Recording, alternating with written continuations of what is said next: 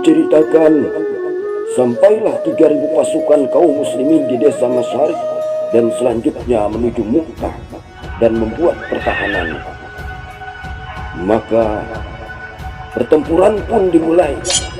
Peperangan yang paling dahsyat, peperangan yang menakutkan antara 3.000 pasukan kaum muslimin yang mencari syahid melawan 200.000 pasukan kafir.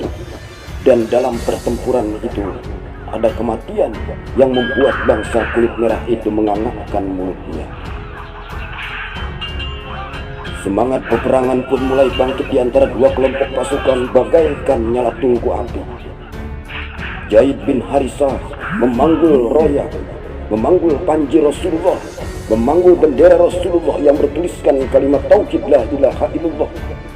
Dibawanya oleh Zaid bin Harisah maju ke jantung pertahanan musuh. Zaid terus merangsek masuk ke pertahanan musuh dengan keberanian yang melampaui khayalan.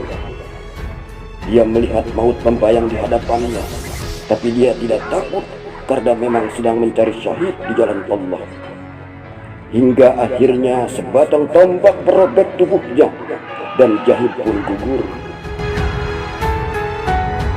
Dan ketika Zaid terhuyung, disambarnya bendera Aroya panjul Rasulullah oleh Ja'far bin Abi Thalib, seorang pemuda yang gagah berani yang berusia 33 tahun. Lalu Ja'far masuk ke tengah pertempuran dan Ja'far pun dikepung oleh pasukan musuh hingga ia terluka kena sabetan pedang.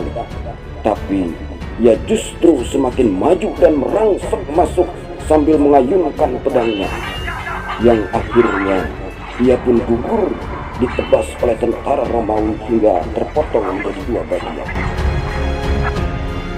Lalu panji Rasul, bendera Rasul disambar oleh Abdullah bin Rawaha sambil maju dengan menunggang kuda melesat ke medan pertempuran, yang akhirnya Abdullah pun gugur dan bendera pun diambil oleh Sabit bin Akram sambil berteriak dengan lantang, "Hai kaum muslimin, wahai kaum muslimin, pilihlah seorang komandan yang pantas untuk kalian.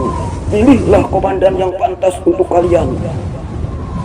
Lalu mereka pun memilih Khalid bin Walid memegang bendera Aroyah dan bergerak merapatkan barisan pasukannya dan bertahan dari musuh pada batas akhir pertempuran.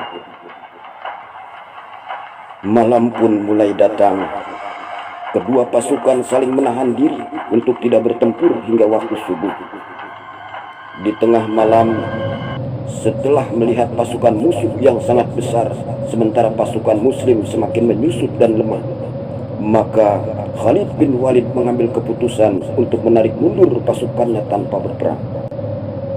Khalid membagi-bagi pasukannya dalam beberapa kesatuan kecil dan memerintahkan untuk membuat asap kepulan debu yang seolah-olah menimbulkan gambaran kepada musuh bahwa telah datang bantuan dari Rasulullah. Dan tatkala taktik ini dilakukan, musuh benar-benar cemas. Dengan deburan debu buatan ini membuat musuh menjadi takut dan mereka pun mengurungkan niatnya untuk menyerang kaum muslimin.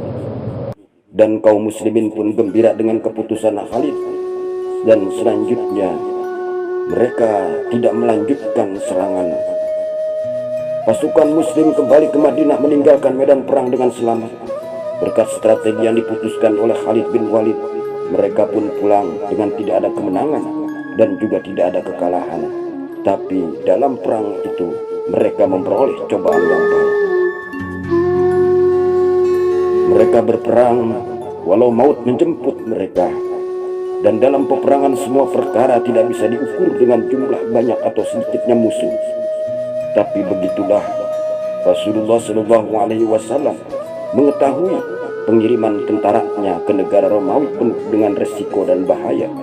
Tapi Rasulullah sudah menunjukkan akan kehebatan kaum muslimin dalam bertempur yang penuh dengan semangat dan tidak takut mati walau jumlahnya sedikit, dan sekaligus membuat musuh menjadi gentar.